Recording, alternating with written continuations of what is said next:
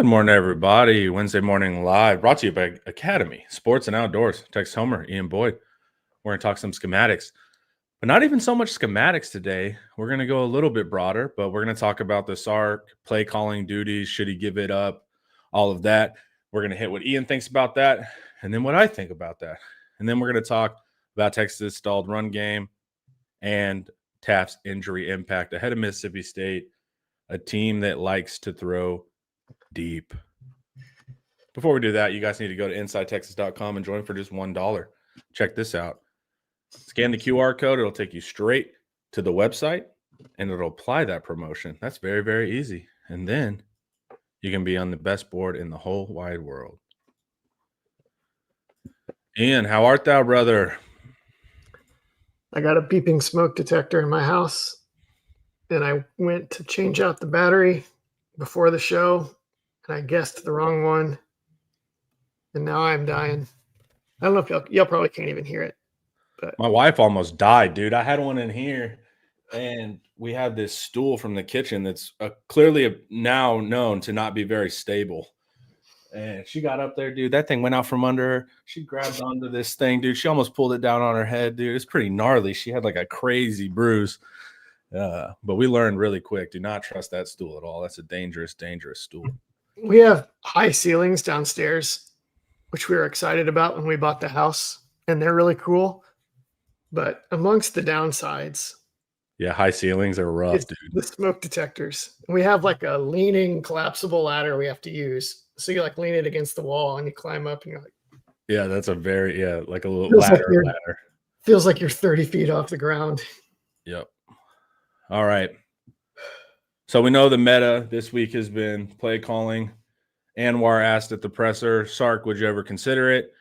And Sark's response was, I was hired because I was a great offensive coordinator. I'm paraphrasing a little bit, but that's kind of what it was, in a way to say, like, no. And then he ended it with, some people might disagree, but that's okay. So, and he wasn't that cagey with it. You could get a little cagey, but that's the whole thing. Should he give it up? And fans are pretty torn on this.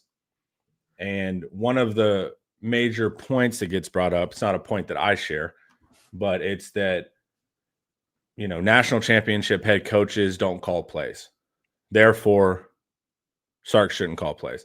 We'll see later that I think there's other reasons why you might change that. And this is, to me, is not the strongest point. I mean, this is probably point number 12 if you're talking about an OC change for me. But Ian does not like this line of logic. So, Ian, tell us why it's a weak argument. Because it's BS. There's so many problems with it. One problem I don't even get into in the article is that people do this thing where, like, we get like a few years worth of data, and then it's like, and then they're like, oh, look, in this tiny sample size that we've decided is the end all be all, you don't see X, or we don't see X. Therefore, X does not coincide with modern blah, blah, blah. Right. So, like, you could be like, you see this all the time in the NFL. Like, a team wins with a 3-4 defense, and people are like, 3-4 defense is where it's at now. Yeah, I agree, 100%. If you're not running the 3-4 defense and doing things the way that this team does it, you're a dinosaur. Yeah. Then, like, everybody tries to copy that, and it doesn't work. Or it's just the 3-4 has 90 NFL players. And so it's like, the 3-4, because the 3-4 is a Saban Kirby defense base. So it's like, well, yeah, Saban Kirby's defensive base looks like it's the best, but it also happens to have all the NFL players being used in that scheme. But yeah, I agree. That's a good point where people kind of do that correlation causation thing, right? Yeah, and they cherry pick a small sample size. And they also, as I'm going to get into in this article, they're not super precise within their limited sample size. Yeah. So you got like the film guy out there being like, look, Ryan Day gave up the offense. Modern head coaches don't call plays. Blah, blah, blah, blah, blah. And then I'm like, oh, interesting. I know you're watching a lot of All 22, and that's awesome. But I watch a lot of broadcast. And I noticed in the broadcast, it goes to the head coach, and he's going like this. holding a freaking call sheet. So maybe he told you he doesn't call the plays. Maybe he's justifying the salary of some assistant, or he intended not to call the plays, but now it's the championship and he just can't help it. But by golly, Connor, look at how easily I found these screenshots of head coaches that don't call plays in championship games holding multi-page call sheets on the headset. Look at Ryan Day. He's just thumbing through the call sheet. Oh, I wonder what Chip Kelly's going to call on second down. I'm just going to read. I'm going to read ahead because I'm so engrossed in this novel. I want to see what the future answer. Yeah, right. Yeah, freaking right. This dude, the offense transformed in the playoffs. It transformed in the season. They looked more Chip Kelly-ish. Then they transformed in the playoffs and looked more Ryan Day-ish. And he's over there with the call sheet on the sideline, knowing his job is at stake if he blows it and blows that amazing roster, an expensive roster they had with the Epstein financier behind it. He's like, I don't want the Epstein. You never let that slide. I don't want the Epstein financier angry with me for not generating ROI. I better grab control of the steering wheel here. That's a rough crowd to be in debt to, man. That's for sure. Exactly. You're not going to stick me in some cell and say, hey, turn off the camera. The last play calling head coach to win a title was Jimbo Fisher. Is going back to 2013 not a long enough sample size? I mean, 2013 wasn't that long ago. I remember 2013 pretty well, for one. For another, this obviously comment was made before I went into my conspiracy theory that a lot of these head coaches are actually calling plays, or at least extremely involved in calling plays. And so this whole idea that like the top guys are delegating and they're not calling plays on game day is a complete crock, right? It's just an easy narrative. It's a very self-serving narrative for young coaches. If you're like, oh yeah, these top coaches should give me more power and authority, and I'll show these old guys what happens. Coach Todd, he's not saying that Marcus Freeman is calling plays here. It just happened to be a split shot when he took the screenshot. He's referencing Day on the left as the caller. Marcus Freeman does not call offensive plays for Notre Dame. Yeah. But Marcus Freeman, I don't think Marcus Freeman calls plays on either side of the ball. Marcus Freeman doesn't even Marcus Freeman is like, everybody wants their head coach to be Marcus Freeman. He's got like his defensive coordinator to whom he's delegated a ton of authority. Too much, some of them think now, because it's not going very well. He's got his offensive coordinator to whom he's delegated a ton of authority. And then he's got like an analytics whiz kid behind him telling him what to do situationally. And so for Freeman, that works. Okay. And so people are like, people think that's the model college head coach, where you're just like above it all and everybody else is making decisions and you just like rubber stamp it all. Okay. For someone like Marcus Freeman, I would say that seems to work pretty well right now. Great. Good for him. Everybody else is not Marcus Freeman. Everybody else doesn't have a strength for organizing their program like that. Sark can't even get offensive assistants that can teach his players what he wants them to do. You want him to delegate more to who? We'll get back to that argument in a minute. But different coaches are going to have different models that work for them. Of the Sark potentially giving up play calling things, this is one of the weakest arguments. I'll get into my arguments that actually has to do with what's on the field and not just kind of tangential things in the side. And I prefer, and you'll talk about it, the CEO head coach, right? I do prefer that. Just organizationally, because we've talked about it too in text, why I think that you run into human issues as well. But I give two definitions of CEO head coach in this. Yeah. And I think one of them's kind of the Mac version, right? Where is that in the mix? It's below it's the next section. So this first section of the article, if y'all read it on Inside Texas, I'm just with a ton of sarcasm attacking the idea that all of the modern head coaches are guys that delegated play calling and didn't do it anymore, which I think is a lie. I think they're lying to you. Hugh Freeze doesn't actually have 4 guys calling plays. Hugh Freeze calls all the plays. they're like, oh no, they're just like deflecting blame, and they're trying to justify job titles and pay raises for their assistants. Okay, it's not real. This section, we get into that, the CEO head coach, which I think can mean a ton of different things. Yeah. Like I was saying, you go ahead and say what you were going to say. Well, no, set up your premise first, and I'll kind of tell you what I like about that style. So when people think of the CEO head coach, what people often mean by that is the guy who's hands off, and he like sets a broad vision, and then he lets everybody else go do it. That is fine if you're really good at doing it that way. I don't think that's the only way to be a CEO head coach. Nick Saban, you could call a CEO head coach, but he didn't just set a broad vision and then let go people work. He would go into different meeting rooms and go over fine details, right? And like coach individual players really hard and coaches assistants really hard. There wasn't the level of delegation in Alabama was like a little nebulous. Yeah. He's arguably micromanaging every single department. Well, and he's also the creator of one of the most successful defensive systems ever. So it's like he wasn't just ever a CEO. I mean, he was a legitimate creator of the Saban structure and defense.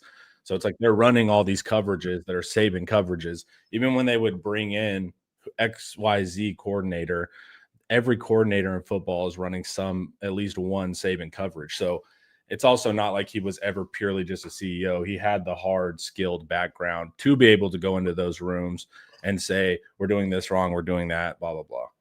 Bill Belichick, same thing. Yep. Maybe more so. Bill Belichick molded the greatest quarterback of all time. So he wasn't above the fray, sitting back and just stamping things and giving minor notes. And he also wasn't just on the defensive side. What you're seeing with these like legendary coaches is not that they are hands off. It's that they are extremely high capacity people that have the energy to be hands-on in a million different things and the competence to be hands-on in a million different things. So that's like, so you have like I think a Marcus Freeman appears to be sort of a hands-off CEO that's effective. Mac Brown is another one that I would say the more and more he got into that phase of his career, the less effective he became.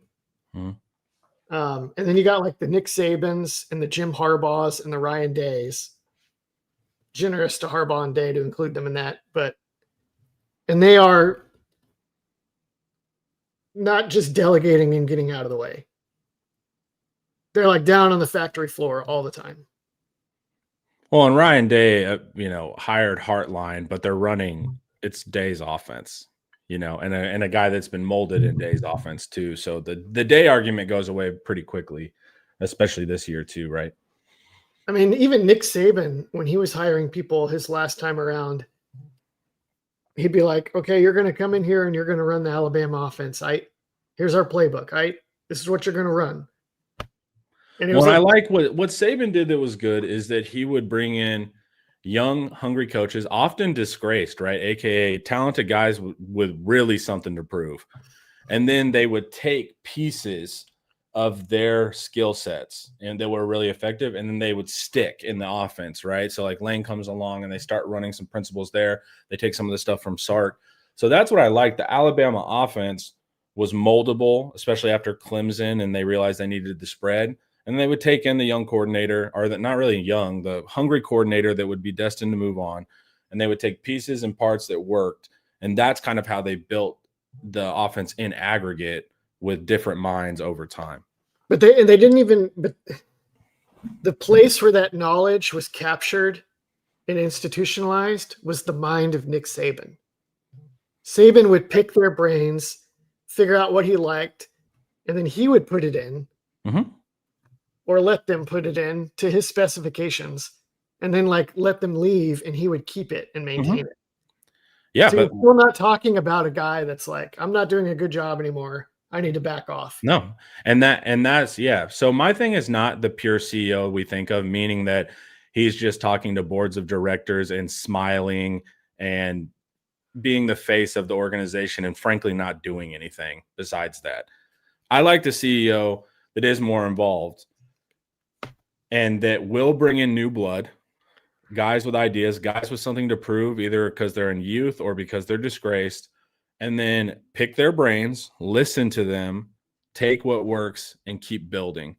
But keep that pipeline going too, because now you're developing trees, and now you're getting the best parts of all these different philosophies, systems, and thinkers. We're not doing that at Texas. Texas is, sorry, I just got a text message that the local whiskey tasting night is a different night than we got a babysitter for. No, that's devastating, dude. I can see you thinking. I got bigger problems here, people. Okay. So, we're not doing that at Texas. We're not bringing in different minds. Here's my. Well, sure they are. Sure they are. They have quarterback run concepts this year that they're running that they obviously got from Neil Brown. And then what you would argue with Paul Christ? I don't know. I was gonna say I'm trying to name guys. We brought in Brennan Marion. Did you see any influences from potential? Brennan Marion did not end up getting to have that much influence. Correct. What I'm saying is PK has to change his damn defense every year with whatever they want to bring into the room and add fresh blood, and it's been beneficial. I don't see that on the offensive side of the ball. He makes it work. Regardless, he's being asked to make that work a lot. And I'm not seeing that on the offensive side of the ball. But that's always been PK's thing. Like his whole career, the thing he's been good at is collaborating with other people and making sure that this defense is based in fundamentals, bend, don't break, and players learning how to be reactive within their positions. Yeah, and I think it's a great strength to have.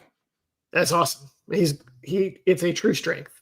Like he manages to get to that strength with almost every single roster, no matter how many changes. Exactly, with different people, different skills. I mean, Boise State to Washington to Texas. It's really been remarkable what he's been able to do. And finally, I saw on a broadcast in Kentucky, they were like, "This is one of the best defensive coordinators in football." I was like, "Finally!" Like no one is like PK is so under the radar. He's an incredible coordinator, man. He's just not out there. But that's my thing is we don't do that on offense. So. Well, no, the deal at Texas is Sark is an amazing play designer. Okay. Uh-huh. What's the second part of being a play caller? I don't think his play calling is a problem. He sequences things. You'll hear when his offenses are actually good, you'll hear defensive coaches talk all the time about how difficult he makes things for them because he'll absolutely catch them and set them up. Why are we in 3rd and long all the time if we're that great at it? Because the team sucks, Connor. This is not just this year. I'm pulling data from the past 3 years. The team has never been that great on offense. Why? Because they aren't good at basics and fundamentals. Why? Because they're not being coached very well. Okay. So maybe we should bring an offensive coordinator in. That's not what an offensive coordinator does. They oversee the offense. They don't coach all these individual. Look, they need better assistants. They need a better strength coach. They need a lot of things. You notice that a lot of their best and most reliable players on offense are either older vets they inherited, guys that were good immediately when they came in, and transfer portal guys. There's not a ton of development going on at Texas on offense. There's some, but it's not very high level. It's not elite. And Sark is staring down the barrel of how is it that you turned generational throwing talent Quinn Ewers into a 7th round pick and college football royalty groomed from birth Arch Manning into a guy that people think should be benched for the backup quarterback from Troy, right? Your argument is that we should keep that guy in charge? Okay, if he can't be any good at this, then this whole thing is doomed. No, it's not. Like if he can get back out. So the development side on defense has been great.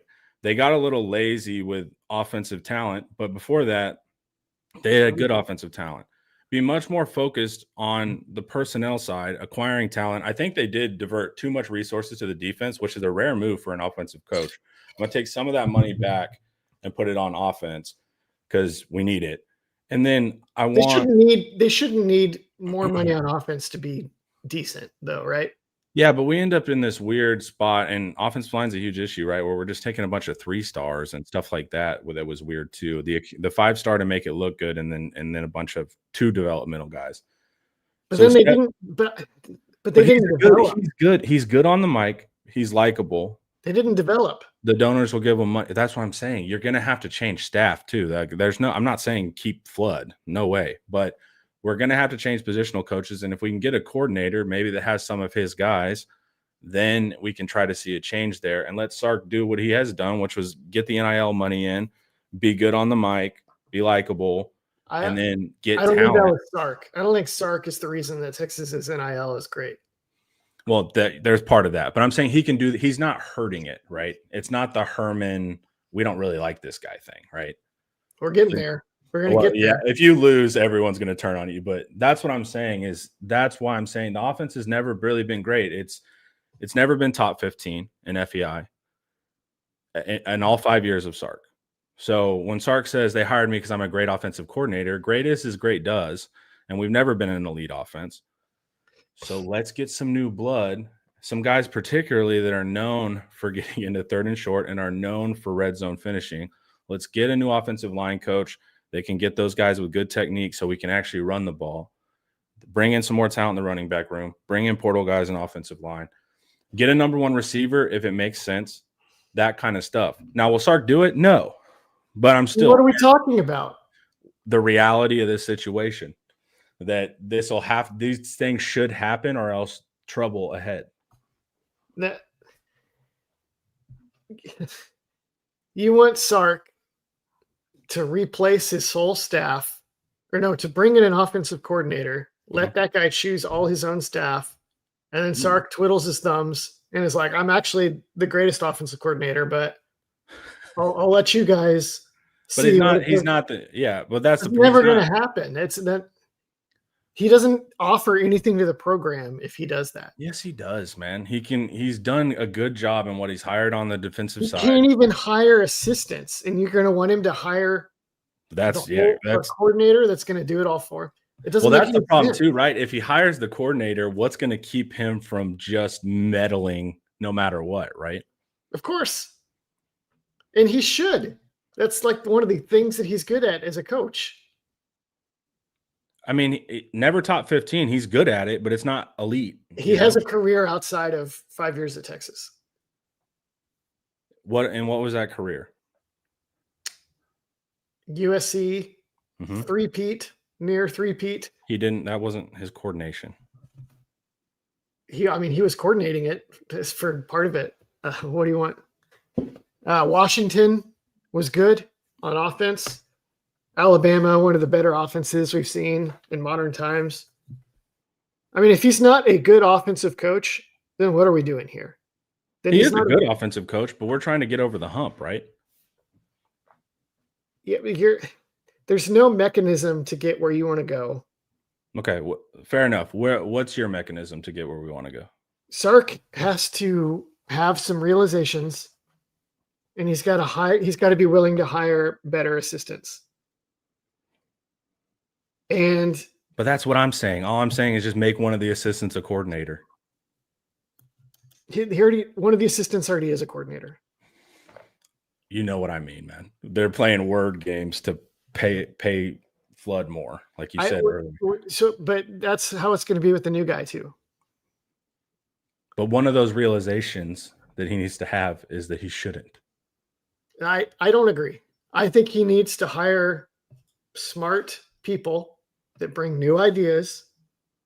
And he needs to listen to those ideas. He needs to streamline a ton.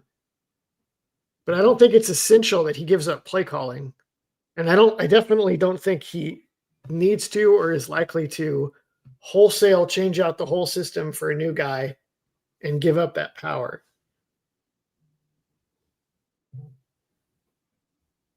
I can agree that I don't think it's likely. If that's what he should do, it's like, well, what are you doing here then? He's being the head coach, man. He's not doing anything. Yes, Like, he is. it's not that hard to hire PK and let him run the defense. Or any one of us message boarders could go look at who the top programs are, hire some defensive coaches, say, PK, make it work. Hey, Yeah, super rich and deep Texas alumni, give us tons of money so we can pick off the top names on the top 50 recruiting and give them a bunch of money to come to Texas. Hey, top young offensive coach who's been super successful somewhere, come in here and coach the offense and we'll just let you do it. It's not that hard. that part's not that hard, but you're still managing $1 billion enterprise. I mean, I'm not saying CEOs actually do a lot of hard work. I'll never be the one to say that. But there is some organizational structure, some cultural structure, all of that kind of stuff. Just managing the reality of managing however many people are on a football staff nowadays, which seems like 1 billion. Like, there's that actual job. This guy screwing up, call him into the office. Okay, what are the budgets? Okay, what are the NIL? Who are our targets? How can we get them? How can we acquire? Like, the actual business side of it, managing the GM, all of that. Like, that's a real job. Sark will never go for it. There's no evidence that he would be particularly great at it. Okay, so you want Sark to hire new people in the form of assistant coaches. Yes. Okay. Bring in new ideas. Yeah. I mean, Okay. one of the new ideas needs to be streamline your offense and stop building robots that just execute a gazillion different concepts and calls without a core understanding of any of them. But I feel like we're disagreeing, but you're only one step away from me. It's you're saying bring in new ideas, change coaches, and change the way you call games. I'm saying all three of those. I'm just saying, and a coordinator. That's what it seems like the sticking point. But it seems like our base arguments are the same. I don't understand why he couldn't. This guy that's already been proven to have been a great championship winning coordinator recently. I don't know why we wouldn't just root for him to get a little better and to get back to that level rather than rooting for the odds that he finds someone else that's as good as him and then actually gives him power. Because recently in football, like it's dog years, right? It was 6 years ago. So it's why in these 5 years has it not? I guess my question is why in these 5 years have we not had an elite offense? Actually, before we do that, let's leave these guys on a real cliffhanger. I got something for you here, guys. Academy Sports and Outdoors proudly honors our brave military and first responders for everything you do to protect our nation and serve our local communities. We appreciate your unmatched dedication and countless sacrifices. And from October 19th through November 11th, Academy is giving you a salute with 10% off your sports and outdoors purchases at your local Academy store and online at academy.com/discount. Exclusions do apply. Why haven't we seen it in 5 years? I don't know. Why not? Because he can't do it if he's the head coach? Is that the argument? He can't do it without Nick Saban? Because we're not that good on offense unless we have the most sunny conditions. We're not good at first and second down. We're not good at third down, which means we're not good at first and second. We design really cool individual plays that look awesome, and they're going to make it on coaching too. They're sick. Like, double reverse. Now, double reverse, not a good example, but some 6 screens, some stuff like that. But when it comes to like actually executing red zone, third downs, being in beneficial situations, we don't do that. So to me, I can't say it's a good offense or it's a well-called offense. So what? So bring in an offensive coordinator who is known for having an efficient offense and in the red zone. Why are all those things going to get better with a new offensive coordinator?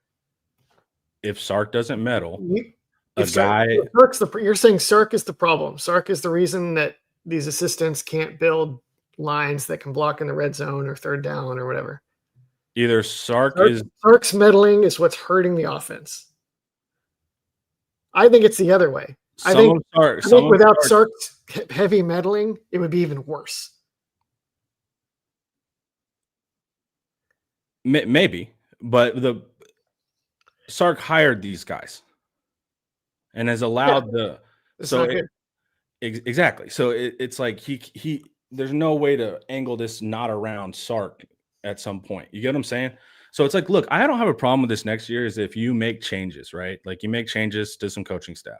But Because then I can isolate the variable because I've seen different players. I've seen different coaches for the most part, and I've seen the same issues. There's a couple coaches that have been here the whole time, and I can't isolate the variable. But next year, if I can isolate the variable, then we're out of room. Get what I'm saying? If you axe Sark, the offensive coordinator, you might as well axe Sark, the head coach. I don't agree with that. It's the same guy. It's the same person. I think either Sark figures out how to make what he wants to do work, or he fails, and we need a new head coach. Well, I don't think we're gonna get to do a social experiment where we mold him in the image that we want him to be, and we apply media or donor pressure to force Sark to do what we think is right, and then that's going to produce anything that any of us actually want to see on the field. I think that isn't going to be a disaster. I think that's the sort of thing that Texas always wants to do that always goes terribly. Sure, we don't have a great history of that. I'll give you that. You need that guy to just be in charge and let him do his thing the best he can. But how's that going? As far as offense, right? The defense, God bless. Well, I mean, it was going decent. And then this year it totally collapsed. Yeah. So could it get back on track, or is it just done? I don't think it's just done. I think that they know that they screwed up bad with personnel. So I think the portal this year is what's interesting. I'm not advocating that all these things have to happen this next year. It's a little reactionary, right? So look, this next year, what I want to see, I'm talking more down the term, and I need to isolate the variables, like I'm saying.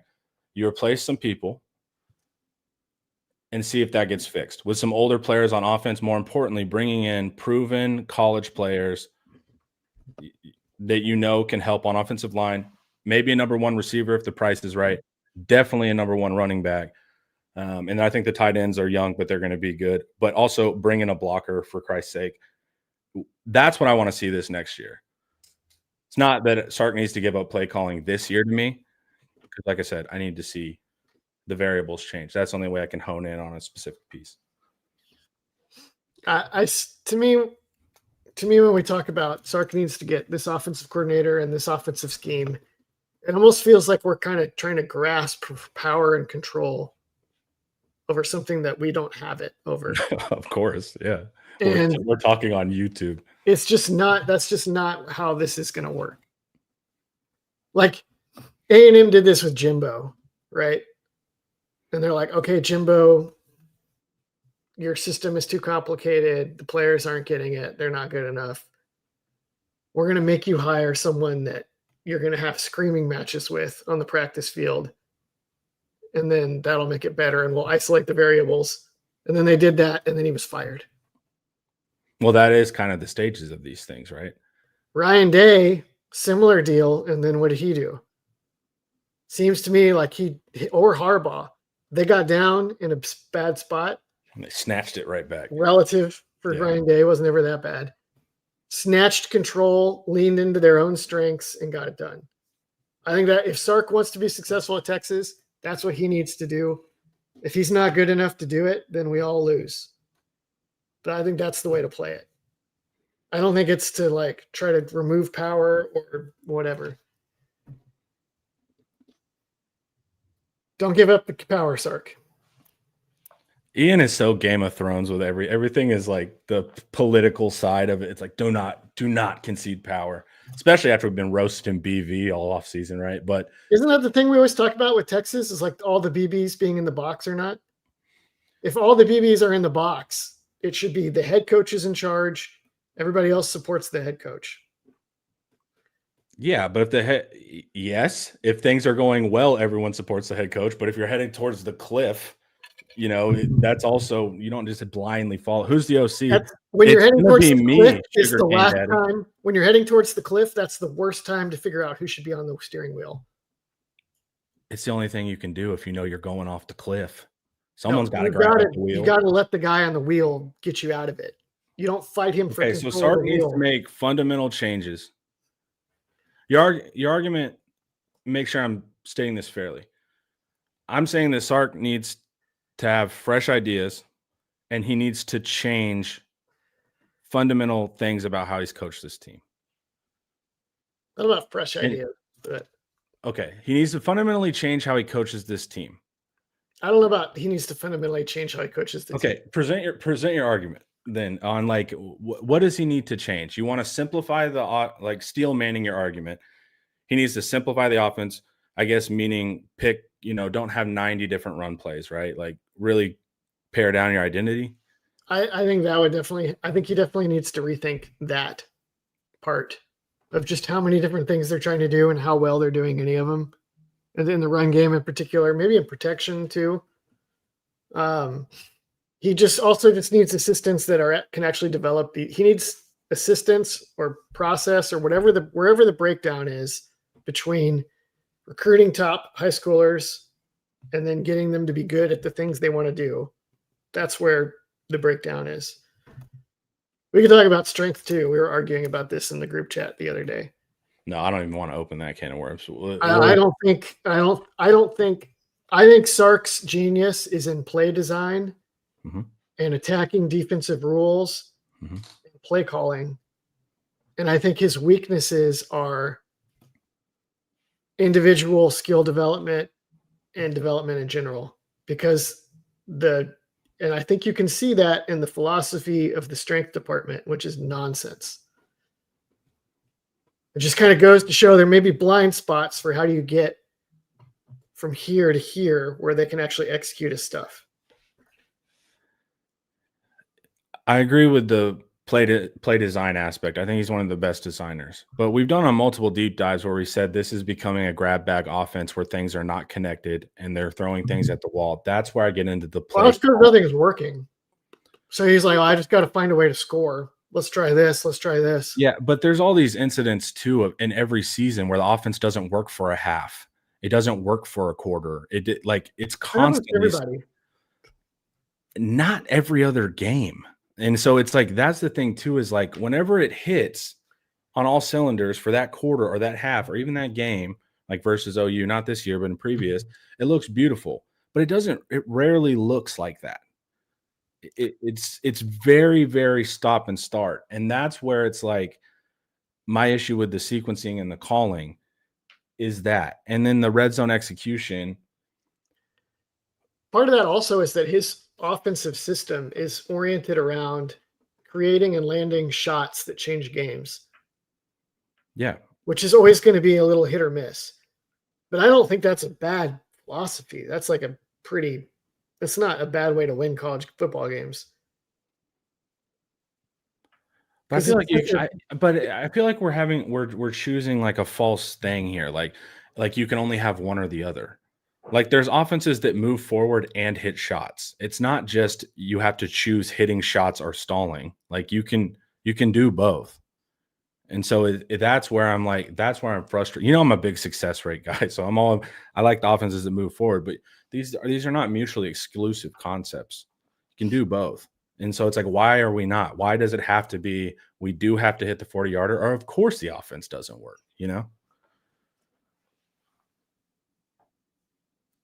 I don't know yes, theoretical offense that's great at everything would be nice. Not great at everything. We're going to extremes here. There's plenty of offenses that have good success rate, sustained drives, and hit shots. Oh, Sark's offense was like that some of the last couple of years. We haven't ever been good success rate team. Really? Moving the ball forward. Yeah, we're like perpetually in 3rd and 90. You have the success. But Sark has good individual play design, so he can get you out of it with cool stuff. And that's a strength. Like the individual singular play on that, he can draw something up super sick. He understands defense is great. He knows how to break the rules, all the stuff you said. But down to down, it's not great. But if we're talking this, we'll throw out my hire an OC thing, right? Just either because you disagree or it's impractical. Well, let me just say, if they got better success rate wise, that's great. I think that would be a laudable goal for Sark. Do you think, okay, so is it, you think it's hard for him to make a change, but you do want him to make a change on some things, coaches, philosophy of paring down. You think that jump is way less of a gap than my suggestion, right? So what can we do next I year? want Sark to make the changes also. I don't want them to be dictated to him because I think agree. that's a recipe for disaster. I actually do agree with that. I would much prefer that one night at 3 a.m. he's like, you know what? I'll do this, like 100%, instead of some money guy or admin coming in and being like, this is how we have to do it. Yeah. I mean, if they're like, Sark, this needs to get better, we have the money to buy you out. If this doesn't get better, that's fine. Like, that's just the truth. They will and should fire him if they collapse this year and don't get better in next year. But my thing is like, don't get better. Like, the core argument is Sark was like, I was hired because I'm a great offensive coordinator. Great to me is great as great does. Like, I need to see top 5 offenses. I need to see like true domination consistently. You have not this year, but you've had all these NFL players, and still, you've had the number 1 quarterbacks, and still. So it's like, why, even when we had it, and me and you agreed the last year was the time to like really maximize. Yep. Why aren't we doing that when the chips were in our favor, when we did have more talent than everybody? Whenever we face a team that is of equal talent, we lose, minus Alabama. Why? Yes. Because the offense has not been good enough. Yes. The offense needs some structural and personnel changes, like in the staffing. Definitely on the roster too. I don't disagree at all. All right, well, we solved it. It's the offense is the offense is what's holding this program back. Yeah. All right. Fun conversation, guys. But we got other things to talk about. We did 40 minutes on play calling. So what we will do is we're going to hit an ad real quick. We're going to talk a bit about run game, but we're also going to talk about Taaffe because our boy Coach Dub in the chat did an excellent piece where he got a source from a Mississippi State staffer, or a source from inside that program. And they told us kind of what they're going to plan to attack us. And they're planning to attack us through the air. And Michael Taaffe goes out right as we're about to face that team. So we'll see what's going on there. But first, let's hear a word from David McClellan. Big financial decisions don't have to feel overwhelming. There's someone who can guide you every step of the way. David McClellan is a fiduciary financial advisor with Forum Financial, and he's working closely with his clients as a true financial life coach, guiding every aspect of your financial journey with expertise and care. If his name sounds familiar, that's because David was a swimmer at Texas and a member of several national championship teams. Today, he channels that same championship mindset into helping people win with their finances. David specializes in financial planning, and he's contributed numerous articles to Kiplinger on the topic of retirement tax bombs. And right now, David is offering viewers a free intro consultation to assess your financial situation. Do not miss this chance to get personalized guidance from a trusted expert. To schedule your free consult, email David at dmcclellan@forumfinancial.com, or you can call him directly at 312-933-8823. The contact info is in the description. Okay, I think I bombed that arcade. Y'all don't even know how me and Ian argue in text message, man. This is nothing, man. The best is when you and Paul had some argument about NATO before a show. That was like just not NATO the guard. NATO the political Atlantic Treaty Organization. Yeah, exactly. The political organization. No, we argue all the time, guys, behind the scenes. I was just the kid cowering under the bed. Yeah. No, we argue all the time, guys, about tons of stuff. That's what happens when you have a bunch of guys that jobs are having opinions on things. All right, let's look. What happened to the Texas run game against Kentucky? It wasn't very good. Why was that, Ian? Well, they're not good, Connor. We all have our different theories on why they're not good. Yeah, we just did 40 minutes.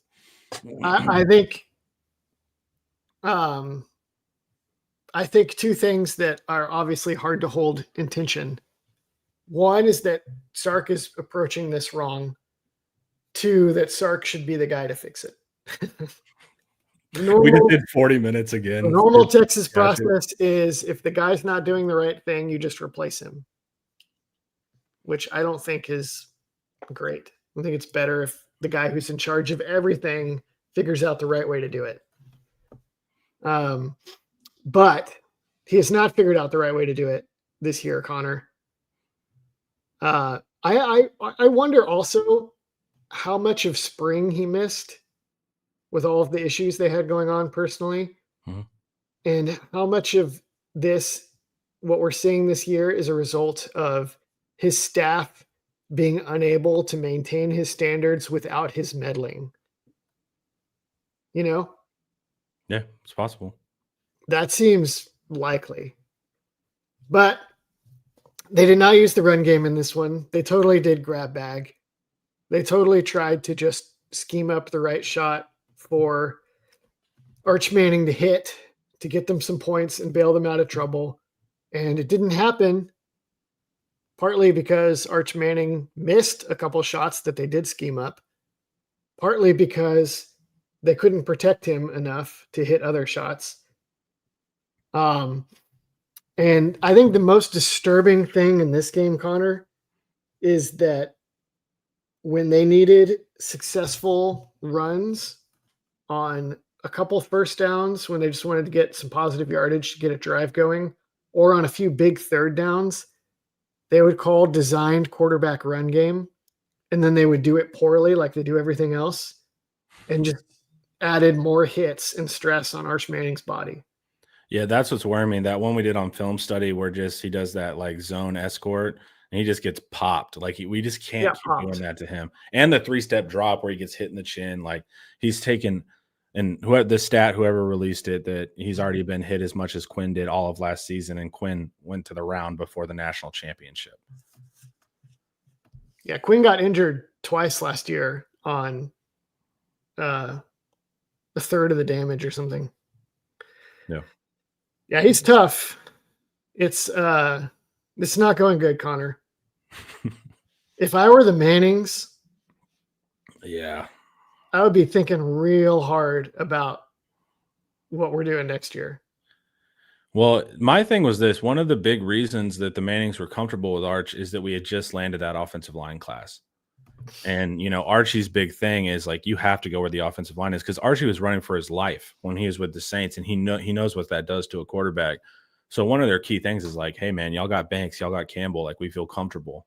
And then this happened. So I agree, man. If I'm the Mannings, I'm like, this is not really what we were sold, and this is not what allows a quarterback to thrive. Now keep it, Arch is missing stuff stone cold too, but there's a little bit of like a trauma there, right? Like if you're used to getting just clobbered, you might be, even on those plays when you are open, anticipating a little bit of something too. So it's also the psychological stress of just like, I don't know if I'm just, imagine if you're walking through Walmart and occasionally some guy will just run out and punch you in the face. It doesn't happen all the time, but sometimes you do get punched in the face at Walmart. You're going to move a little differently at Walmart. You know what I'm saying? And so it's like, there's a little bit of that going on that I think happens there too. So that's what I think is a factor as well. And some of the stuff he just plumb misses.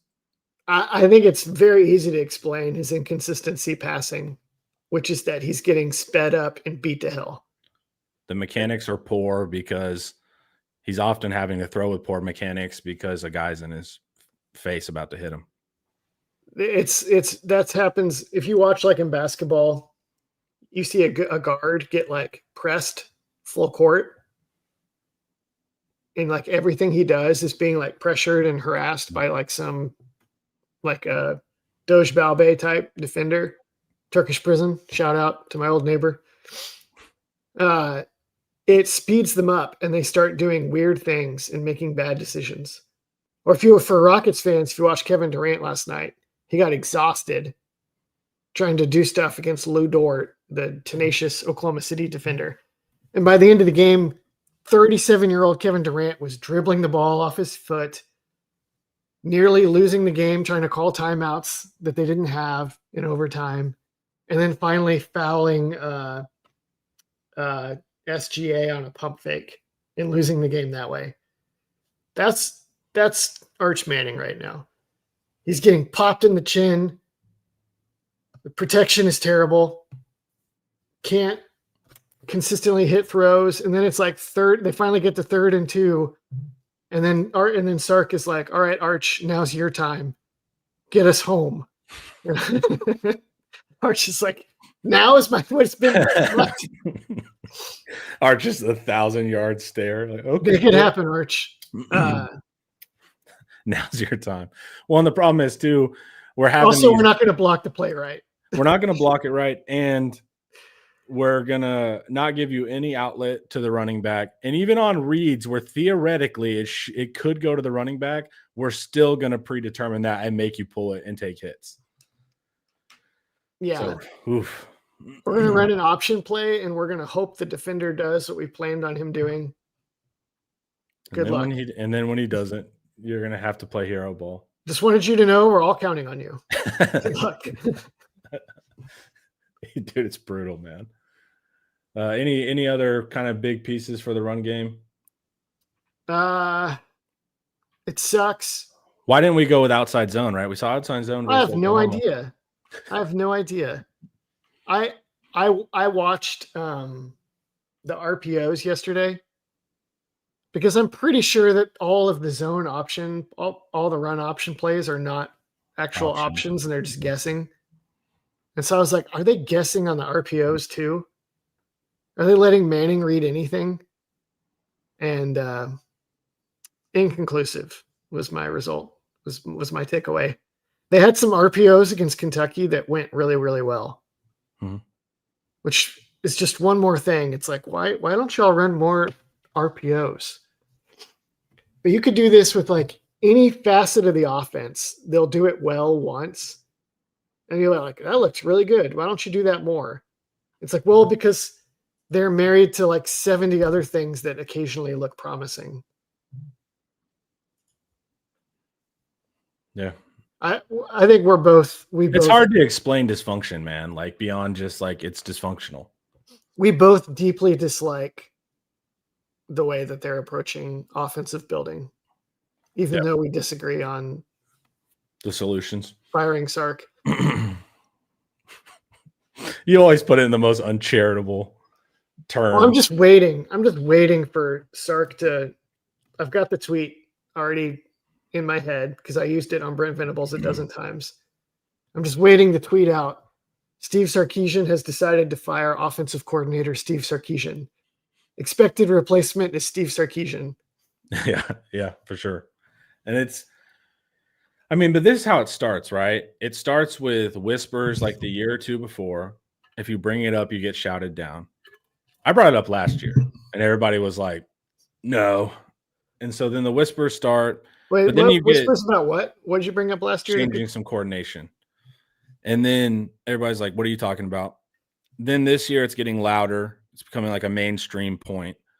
Then you have a direct question to Sark about it. And so now it's all on everybody's. We just did 40 minutes on it, right? And then the impossible part is the offense is going to continue to look bad. So it's only going to grow louder. And then you get to some type of beat down decision point in a year and 2 years or whatever. But the cycle of this is unstoppable.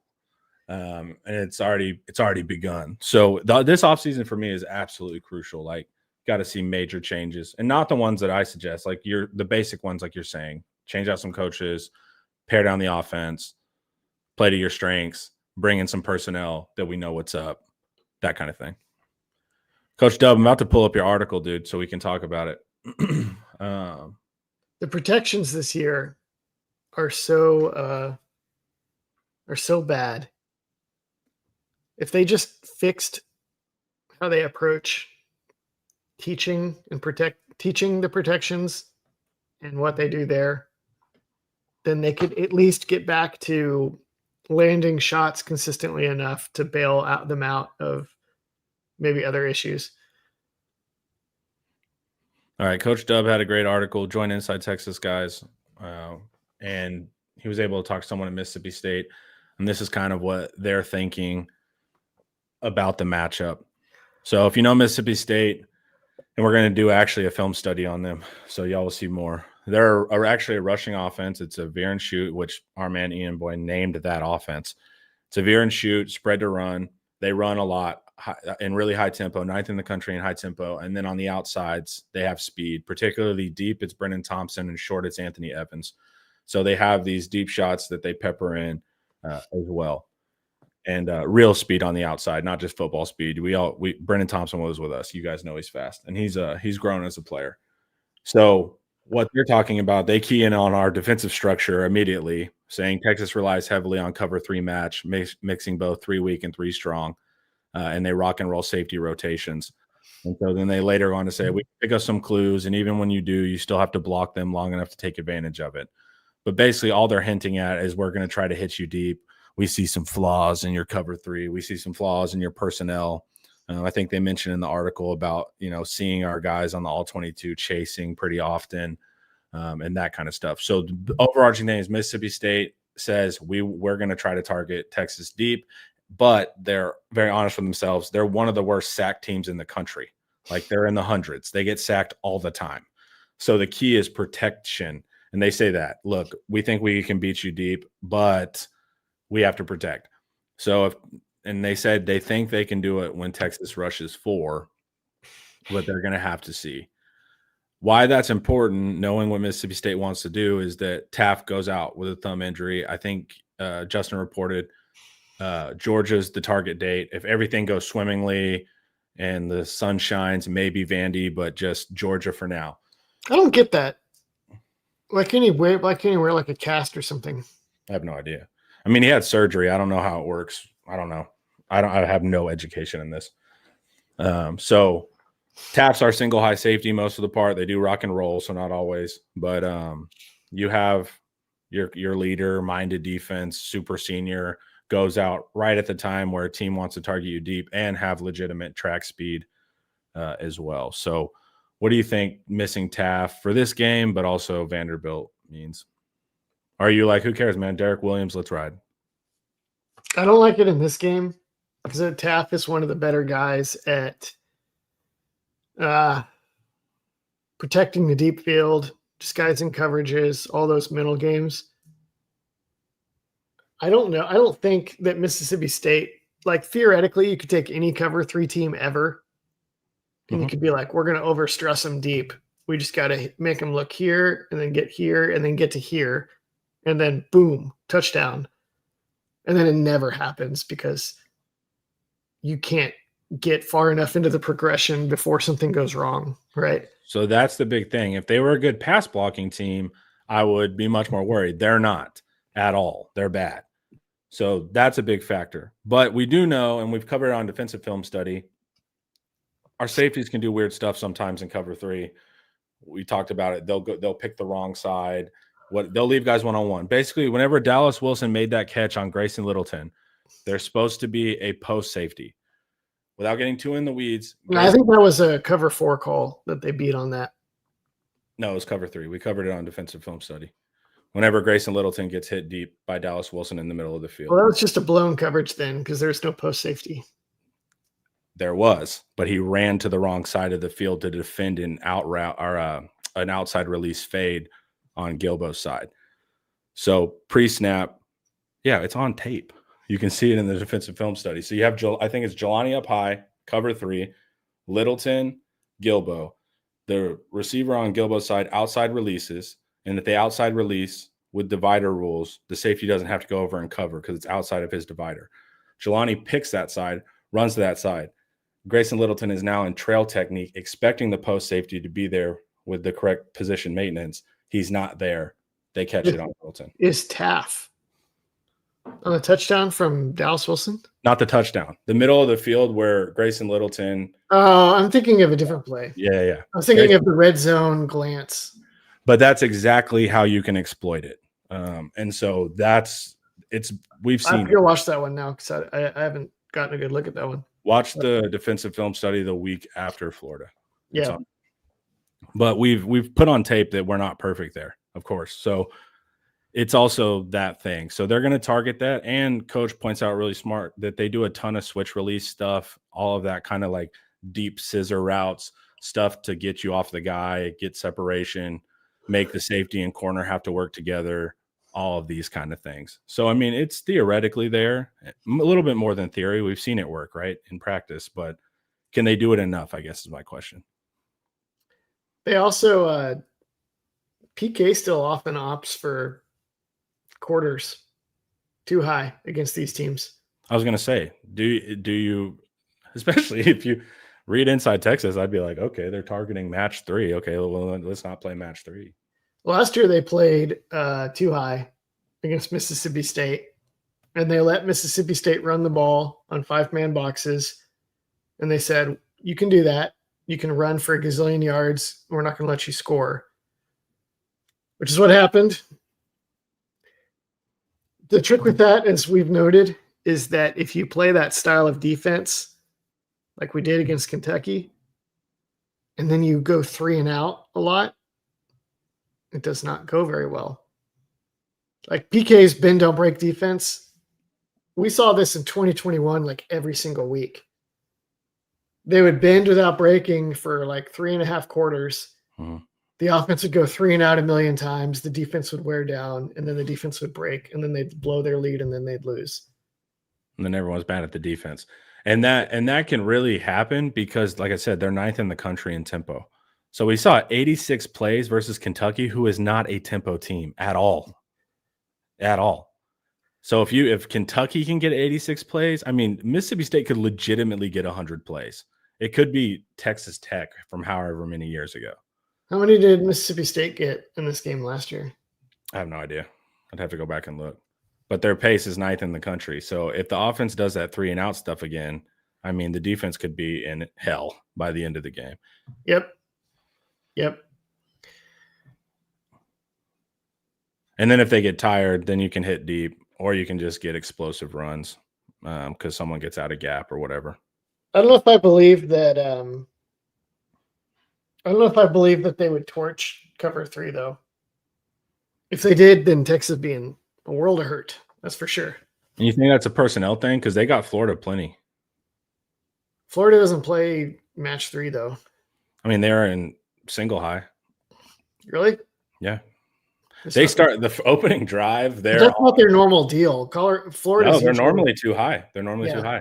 But when they started out, they were pressing both outside receivers. There's a rep early in the game. I think it's the big fade. I can't remember who caught it, if it was Mosley, Evans, or whatever. But on the opening drive, they get a bomb. And if you look at the all-22, both corners are impressed and both get beat at the same. Both receivers beat them. They're all fast. Mosley, Anthony Evans. The only one that's not fast is the tight end. So because they're not good at it, though. Maybe, Florida. Yeah, maybe they don't practice it, but that's what I'm saying. Is it just you're just confident in the practice and but it's still it's they don't practice 3, but it's really man. Like at that point, it just becomes man, and so they do practice man, and they got beat. Not with the same rules, though. Yeah, but the rules get triggered into man regardless when everybody goes vertical like that. So it depends. You can do it as more zony against veer and shoot. That's my thing. Say you really do keep this high safety up. Are we going to have a replacement safety that has the range, right? I think it's going to be Derek Williams, according to Justin. Derek Williams, we like his range. It's just, is he going to identify fast enough? Is he going to pick the right side? That's my only thing. What do you think? I would tell Derek Williams, shade to Thompson. I agree. And ignore everything else. Anthony Evans is mostly used as a screen guy. He's like a yards after catch, even though he is fast. Mosley can hit you deep, but Brennan is the deep guy for them. One of the few inspired game plans I ever saw from Mike Stoops in his second Oklahoma time was in 2015. They played Baylor, and Baylor had Corey Coleman and a bunch of dudes in a run game. And they played single high, but they played man, like Baylor would get in like trips, right? 3 receivers to the field, Corey Coleman to the boundary. And Oklahoma was always either shading the deep safety and playing almost cover 0 to the trips,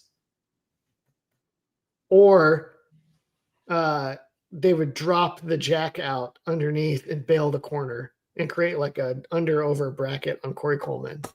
So it's basically like 2 on Corey Coleman all the time, and then we'll take our chances. We'll take our chances man-to-man elsewhere. And it really wrecked. Baylor still ran the ball well because they had like all these senior. That was the year that they lost their quarterback against Texas and just ran the Wildcat and ran for like 400 yards and nearly stole the game. So they still ran the ball and were good, and they run a ton of trips too. So we'll see that. They're 11 personnel though. The whole reason they do all that stuff, these veer and shoot teams, is so that they can get their deep threat on a one-on-one matchup deep in space. And so if you just ignore everything else and just play to the personnel, you can really give them a lot of problems. Yeah. I faced one guy in flag football that did that to our team, where he like just put his 2 best players on our 2 best players, and that was that. And they didn't worry about if this. It was just take him out of the game. You take him out of the game. And we got stuffed. I don't feel well with 3 and cover 6 and cover 3 versus speed. Is that 3 and 6? Cover 3 and cover 6, like strong and weak rotation, Charlie? Or do you mean Jalen Gilbo and Kobe Black? I actually don't know. Oh, good point. Yeah, I was gonna say, are you talking? Yeah. He's talking. I thought you were talking strong and weak rotation. He's talking about actual personnel. Yeah, well, I feel fine. Don't press. Just let them play bail. Don't technique. press. Make Blake Shapen throw a gazillion hitch routes. And they will. I don't think they can beat us doing that. You need to play off, and then I'm cool with 2 high safeties. And then let them run versus the 5-man. But divert your resources to the coverage because that's where they're going to get cheap scores. And the reality is, like, if our offense stalls and they get those quick scores, I mean, it's just even worse. So it's like you almost just want to let them drive the field so your offense is on the field less. But also, if you let them drive the field, now you're running plays. It's just like, I don't even know what you do, man. I think you bend, don't break. And you just try to do better than you did against Kentucky, which you probably will, because Kentucky was better at this than Mississippi State. If Mississippi State gets out to an early lead in this game, I think Texas is going to be in big trouble. That's exactly. But that's why I'm like, they're going to ditch the run. They're going to like lose their minds. Yeah. And so that's where it's, just defend the deep ball. That's what matters. So maybe back to 2 high. Back to 2 high. I feel more comfortable with that. But yeah, losing Taaffe also, right? Fluff Bothwell is like a maybe. Yeah, I don't know if he's back or not. Chad, if y'all know anything more definitive on Fluff, let us know. But yeah, but just not the perfect. This is literally just not the ideal game for Taaffe. Like, he could go out versus Kentucky, but also you lose Taaffe's run stopping too. He's also really good in the run. So it's like you lose a lot with Taaffe. I think they're good without him there. He's good. He's good in the run. He's not a powerful hitter, but he's good at getting there. Yeah, but I think Williams and McDonald are good at that too. They are. I do worry about not having him disguising and coordinating and being in the right spot. Well, also, right, like with the veer and shoot, is it forces you into very clear pictures for the offense, and that's all the offense is doing is just pre-snap and then choice options. So I finally heard it. No, I just put the battery back. Oh, okay. You're still working on that. So that you would want more disguise because they are looking pre-snap. If you play off, they're going to throw the hitch. If you play press, they're going to throw deep. If you're in the 5-man box, they're going to run. So if you can lie a little bit and make them wrong post-snap, that's valuable. It would be cool is if they played 3-down nickel. No, God. If they played 3-down nickel, like play 3 defensive tackles, but then still play Littleton and just 1 edge, and clog the interior so that you can get away with the 5-man box. I wonder if they probably won't do that. PK doesn't usually do things like that, but he did a little bit of that last year, but with like Burke and Sorrell as the he would like just like pinch him inside into the B gap a few times. I would do that. Sorry, Shuriken Day, I missed this. Homer, give us some names for this. The magical OC that's known for third down, red zone, everything you mentioned. I'd have to look, but good offensive coordinators are good because they're good on third down. And I don't mean just third down conversions. I mean they're in third and short, and then red zone. Just go look up stats for third down and red zone, and then just see the common names. And then once you see a common name, make sure that it's good the past 5 years, kind of thing. That's just how you evaluate it. All right, everyone, thank you. I enjoyed this chat and this stimulating intellectual discussion. You guys have been awesome. We're going to shoot some good stuff for you today. We got defensive film study coming out later today, Eric Q&A. We also got a live tonight around the league, guys. SEC content creators talking about all the goings on. You guys also need to head over to InsideTexas.com, join for just $1, and you can get all the team news, team analysis, and recruiting your heart desires. And this was brought to you by Academy Sports and Outdoors. Everyone have a wonderful, wonderful day. Ian, good luck on your smoke detector. Goodbye, everyone.